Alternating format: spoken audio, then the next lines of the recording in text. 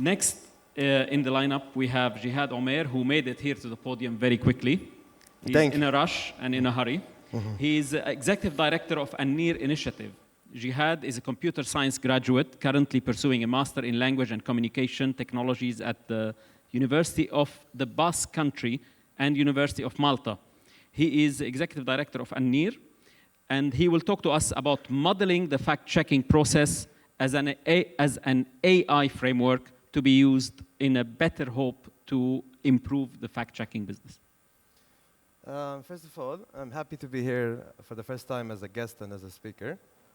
And thank you for your previous sessions. I'll be jumping in to talk about a very different topics than my previous colleagues and my next colleague. Hopefully it's going to be nice. All right. I guess I tried to know the problem that could be a problem with the font, but the tech guys didn't. All right, whatever. We're going to deal with this.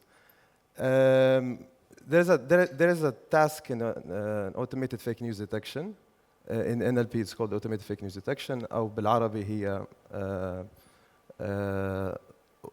كشف الآلي للأخبار الزائفة. الفكرة من التاسك The idea from this task is to present a bunch of texts that the artificial intelligence is to warn us if the news are false or other labels.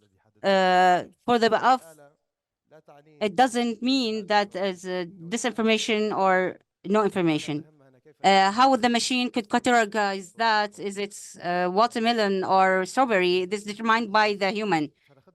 Let me tell you of how the researcher see the automated detection ways for falsification. At the beginning, during our research for 8 to 10 years, there's used to be two sides of working in the detection. The first method is depending on the content regarding linguistics.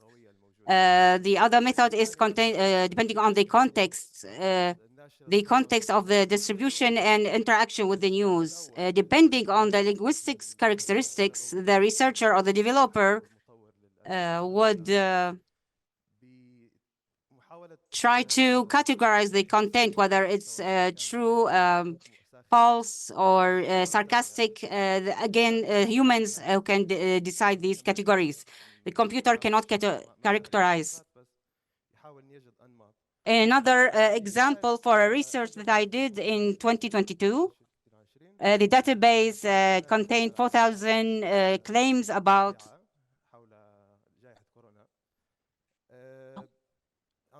by taking the regarded way in linguistics, we see that the content, there are actual content, there are words like vaccine, hospital, health, experiment. Some of the words might be scientific. No, there are general harm that's been done, and it depends on the type of words and the linguistics characteristics of the classification of the content. This is the first look of how the researcher might find the automated detection of the falsification content. The other method is to consider the characteristics of the user, the number of interactions, the number of comments, if there are followers of the page, how many people are the content has been shared in a nominated detection to reveal the outward characteristics. This example, someone shared 43,000 link, and the followers increased a lot in 2017 by following specific algorithm to determine these characteristics. There's an outreach of the interaction of that user. We can use the linguistic characteristics to have the determine the content, whether it's false or true. But through the past 4 years, we didn't depend on the actual the reality of the content. We didn't invest in the detection as it should be. We didn't look for like evidence or analysis or and analyze, but we only depended on linguistic characteristics and depending about behavior of the researcher, Augustine, thinks in her thesis, PhD thesis, that this is not enough to characterize the detection of content. The detector should help in early detection when there is no evidence. You cannot, because it doesn't depend on actual evidence. She suggests that suggesting this model and mechanism when she symbolized the fact that checking into 4 sections. There might be some sub mechanisms, but it starts in whether is it worth to be checked? The claims are worth to be checked. Is it worth our time? Bringing other documents that contain proofs. These are resources that can be supporting to that claim or rejecting it, and so on. And then checking the script where the detector or the fact checker is trying to understand whether the claim is true or false, and then gives the result. Going to the first step, is it worthy to be checked? We said that the checker, which determine the claims of the content from of the examples now we have in researchers and also in the industry. There's a website called Claim Buster, contains some tools. You can put some of context or a text. It will mark whether this claim is worthy of checking. You produce a specific content, and now you see that some of the sentences that cannot be checked. So it's a percentage at the end, could be wrong or could be right. Another example from FullFact, they have a tool where they detect whether the claim is within the context, automatically detects the claim. This is another example to another Arabic research experience. It was an interview,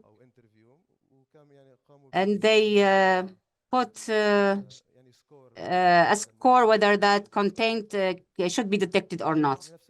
The same process is applied to the content that has images and texts. We can modify the models to do the same process for text and images.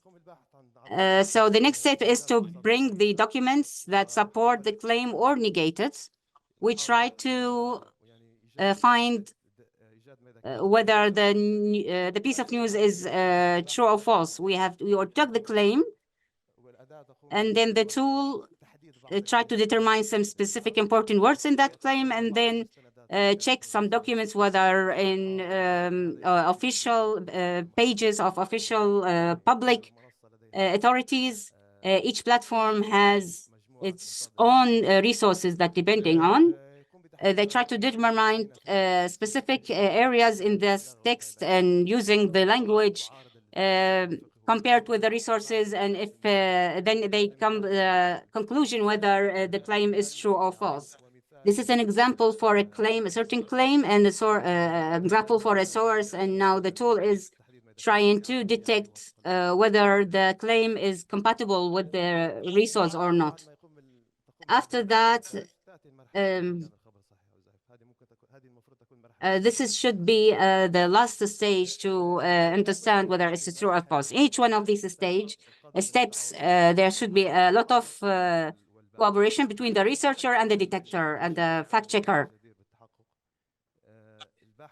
The researcher needs a lot of information and data in order to determine that the content is worthy of checking. Can you set these standards in a specific way that makes the researcher easy to understand? The next stage is to bring the specific documents. Depends on the platform. Each one has their own resources. Can we have the resources organized for the researcher so that he can depend on in organizing the models and to give the tools to the fact checkers. Are these websites available to bring the resources? The next stage is the fact checker should connect the evidence with the resource, with the claim, and then understand whether it's true or false. After that stage, we said that there should be the researcher should check the facts and how to compare the claim with the evidence.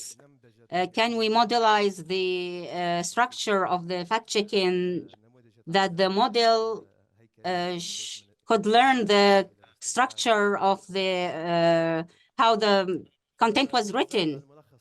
The summary is that there has to be a collaboration between the fact-checkers and the researchers regarding dealing with the linguistic text there, because there is specific connection in the Arabic area, and try to create a specific structure in order to enrich fact-checking with specific database that a researcher can work on. And thank you. Thank you, Jihad.